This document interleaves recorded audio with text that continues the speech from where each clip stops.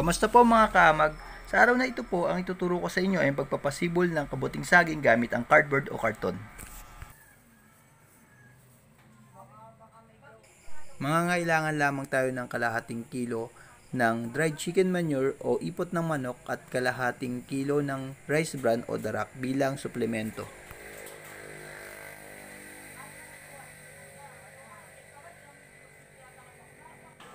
At hanggat maaari mga kaamag, tanggalin po lamang natin yung parte na may print o may writing sa karton dahil ang ink o tinta na ginagamit dito ay maaaring makasama sa ating kalusugan.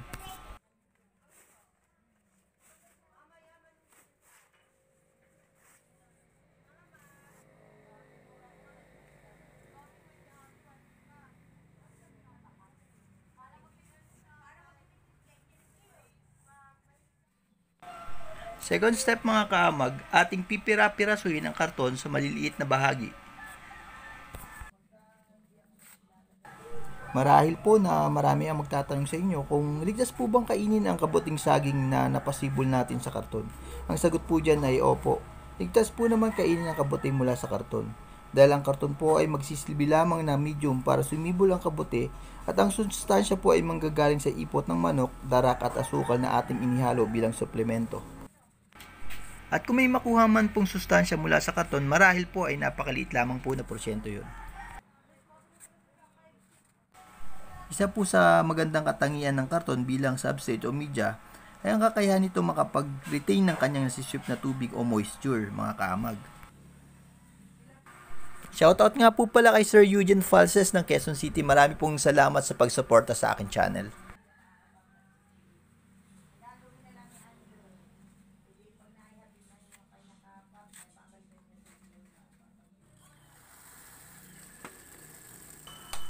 Matapos po nating pira-pirasin mga kaabag ang karton, atin na po itong babasahin at ibababad sa tubig.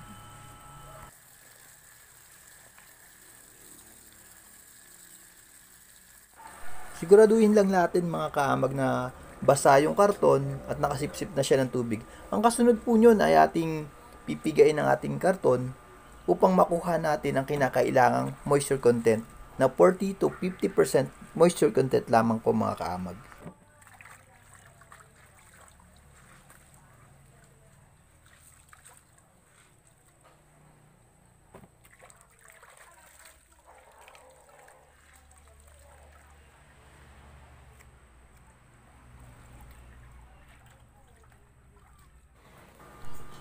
Tara mga kaamag, samahan niyo po ako sa aking incubation room. Kukuha po tayo ng Bolbariella mushroom spawn. Sa mga nais po pala na bumili ng punla ng kabuting saging o Bolbariella mushroom spawn, maaari niyo po akong kontakin sa aking Facebook page na Thirdies World of Mushrooms. Siya nga po pala mga kaamag, gumawa na rin po ako ng sarili kong standard sa paggawa ng punla ng kabuting saging. Ito po ay nakalagay sa PP bag. May PVC neck po, may cotton plug, at may paper cover na rin po ito. Ganito po yung darating sa inyo pag kayo po ay nag-order.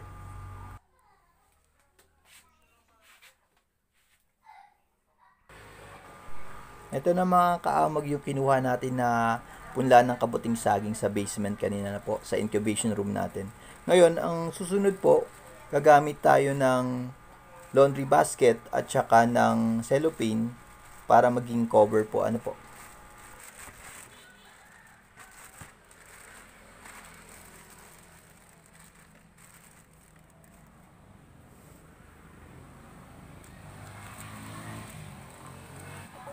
Ito po yung kasunod mga kaamag. Atin na pong ihahanda o piprepare na natin ang ating punla.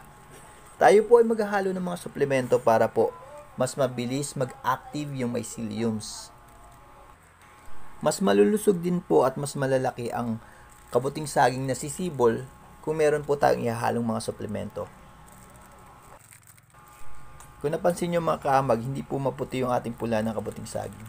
Manipis po lamang kasi ang myceliums ng kabuting saging para pong sapot ng gagamba. Ngayon maghahalo na po tayo ng 2 kutsara ng asukal na pula, kalahating kilo ng darak o rice bran, at kalahating kilo po ng dried chicken manure o ipot po ng manok. Ito pong chicken manure po ay binigay lamang sa kaibigan natin na merong poultry farm nandyan po sa Barangay Magsaysay, Infanta, Quezon. Shoutout nga po pala dun sa mag-asawang Princess at Melvin. Haluin lamang po ng maigi yung ating punla at mga suplemento bago po itanim. Ano po mga kaamag?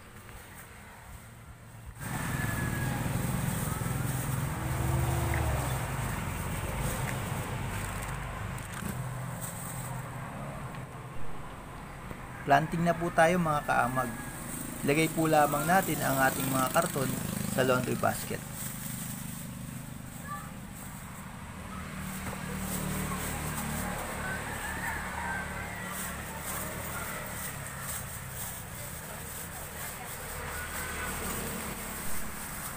Atin lamang pong sisiksikin yung karton at atin na pong lalagyan ng punla.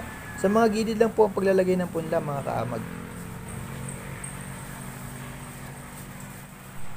Matapos na atin maglagay ng punla mga kaamag, papatungan na po natin ng another layer ng karton.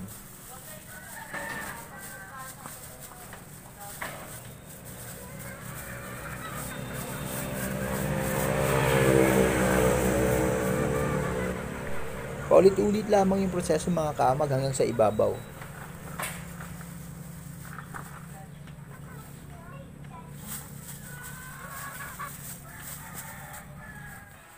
Ito na yung huling linyada mga kaamag o yung last layer. Dito po mag-iiba ang proseso. Ibubuhos po natin ang pula ng kabuting saging at atin pong ikakalat ng maayos sa pinakang surface po dahil dito po sisibol yung kabuting saging. Dun samahan po sa mga unang linyada, kaya sa gilid lamang po dahil sa gilid lamang po sisibol yung mga kabuting saging.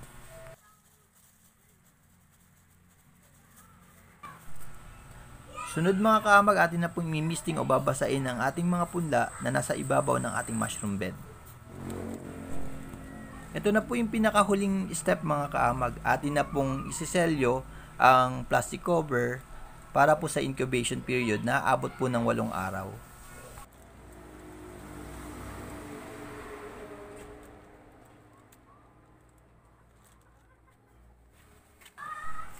Mas maigi mga kaamag na lagyan natin ng sako ang ating mushroom bed bukod sa plastic cover. Mas malakas po kasi makapagbigay ng init itong sako.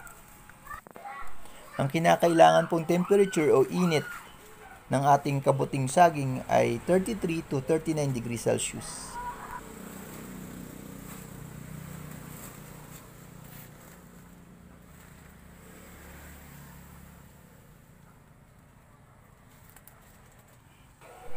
Good morning mga kaamag. Ito po yung ika-8 araw. Ngayon, pwede na po natin buksan ang ating mushroom bed para po sa gas exchange ano po. Yan, i-check na rin po natin kung nag-active yung myceliums. Yan, kung makikita nyo mga kaamag, sobrang puti po. Yan po yung parang sabot ay myceliums po yan ng ating kabuting saging.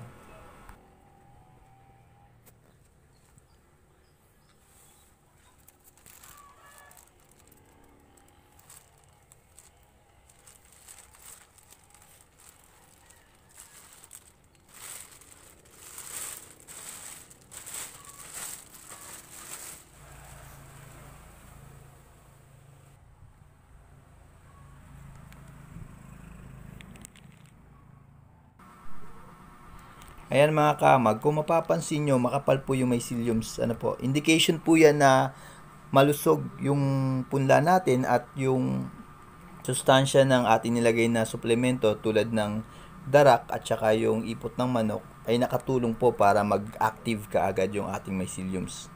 At kung nakikita nyo po na merong mga puti-puti na po na ganyan, yan po yung pinheads. Yan po yung baby mushrooms na sisibol. Ano po? Mga kaamag, pakatandaan po natin na napakahalaga ng pagbubukas ng ating cover ng ating mushroom bed para po sa gas exchange. Ano po? Ngayon, bubuksan po natin ang ating cover mga 5 minuto hanggang 10 minuto tapos atin na po uling tatakpan mga kaamag. Pero this time mga kaamag, maglalagay po tayo or maglalaan tayo ng air ventilation po para po sa air circulation ng ating mushroom bed.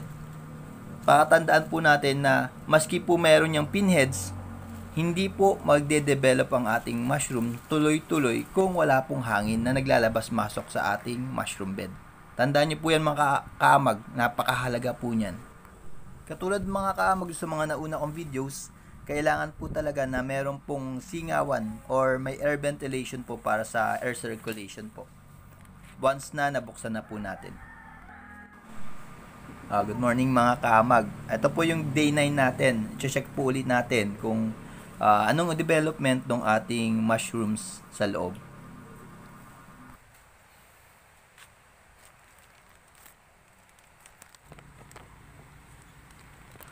Ayan mga kaamag. Pansinin nyo po, yung pong mga pinheads nung nakaraang araw, nagpo-form na po or nagde-develop na at makikita po natin na itsurang Bulbariella mushroom na po siya. Ayan po yan.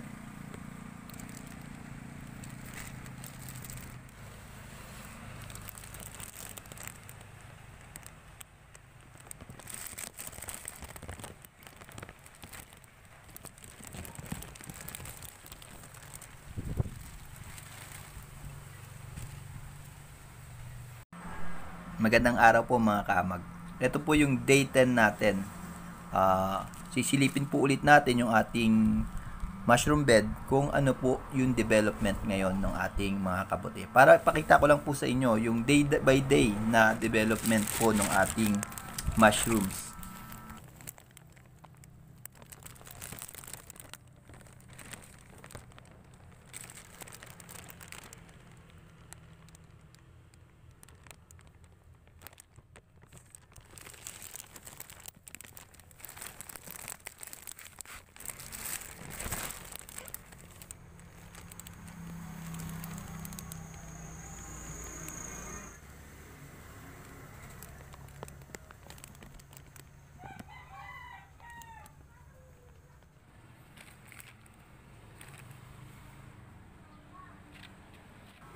Good morning mga kaamag. Harvest time na po.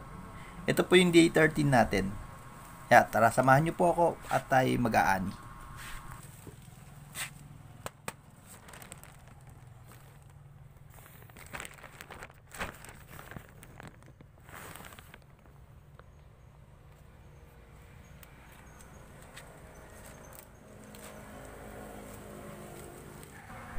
Ito mga kaamag, pwede na po nating i-harvest to. Lalo na to may mga stem na po at medyo malapit nang bumuka yung ating mga cups. Pwede na po yan i-ani. At ito pong nakikita nyo mga kaamag na maliliit na puti, yan po yung mga pinheads, yan po yung mga susunod nating aanihin sa susunod na mga araw. Again mga kaamag, sa mga nais pong bumili ng punla ng kabuting saging, pakicontact nyo na lang po ako sa aking Facebook page na Thirdy's World of Mushroom po. Itong video po na ito ay para sa mga baguhan o sa mga nais magpatubo ng kabuting saging pero wala po silang makukuhaan na substrate gaya ng dahon ng saging o kaya ito pong dayami. Ito pong video na po na ito ay option po para sa inyo na maaari po kahit nasa syudad po kayo makapagpasibol po kayo ng kabuting saging para po sa negosyo o kaya po kahit para sa personal consumption po lamang.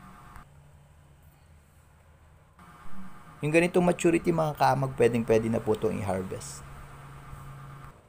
Sa ganito pong stage na meron na po siyang stem at malapit nang bumuka yung cups o bumuka na yung cups, per kilo po ang bentahan po dyan 300 pababa po sa market mga kaamag.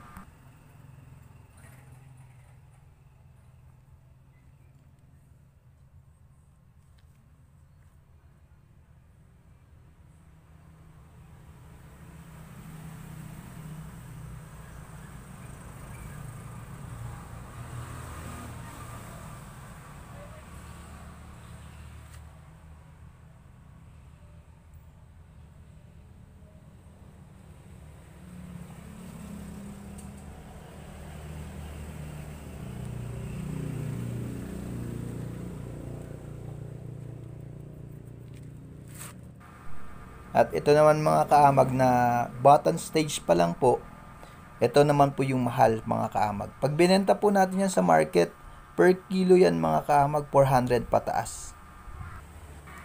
Kaya naman po mas mahal itong Bulbariella mushrooms kesa sa oyster mushrooms.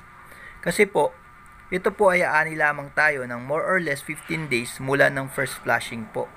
Hindi po katulad ng oyster mushrooms na 2 to 5 months nakakaani pa po tayo doon. Ito po saglit lang po. Minsan hindi na po natuloy yung mga pinheads, namamatay na po sila, kinukulang na sila ng sustansya. Bukod doon mga kaamag, mas malaki po ang kaiba ng lasa sa oyster mushroom nitong Bulbariella mushroom. Mas masarap po to at mas maganda po yung texture niya kapag naluto. Ito mga kaamag yung sides. Medyo na-late po sila ng pagsibol pero kung mapapansin nyo, sobrang kapal po ng myceliums. Ayan po. Diyan po lalabas yung mga pinheads. Sa mga susunod na araw, diyan naman po tayo mag-harvest.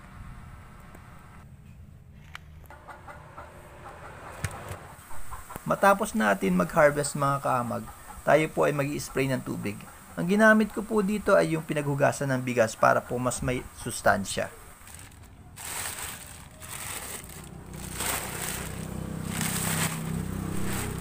Kasunod mga kaamag, takpan na po ulit natin o lagay yung cover. Pero mag-iwan pa rin po tayo ng air ventilation po.